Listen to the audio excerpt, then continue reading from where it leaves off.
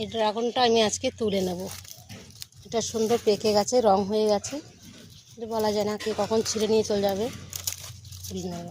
এই দেখো আমার ড্রাগনগুলো খুব বেশি বড় হচ্ছে না, কারণ আমি কোনো রকম কোনো সার ইউজ করিনি। এই জন্য আমার ড্রাগনের সাইজটা ছোট ছোট, কিন্তু খেতে সত্যি এত ভালো মিষ্টি, মানে অসাধারণ, একদম খাঁটি জিনিস। কোনো সার নেই, কোনো কিছু নেই, শুধুমাত্র জৈব সার দিয়ে লাগানো, তার জন্য সাইজটা ছোট হচ্ছে। তো এবারে ভাবছি সার দিতে হবে, না দিলে ড্রাগনটা বড় হচ্ছে না, ছোট ছোট হচ্ছে, তাই এবার সার ইউজ করব। এই দেখো বন্ধুরা, আজকে আমার ড্রাগন গাছে আরেকটি ড্রাগন পেকেছে, কি সুন্দর কালার হয়েছে দেখো। খেতে কিন্তু খুব সুস্বাদু। কালকে আরেকটা পেরে খেয়েছিলাম ঠাকুর পুজো দিয়ে, তো ওটাও খুব টেস্টি ছিল।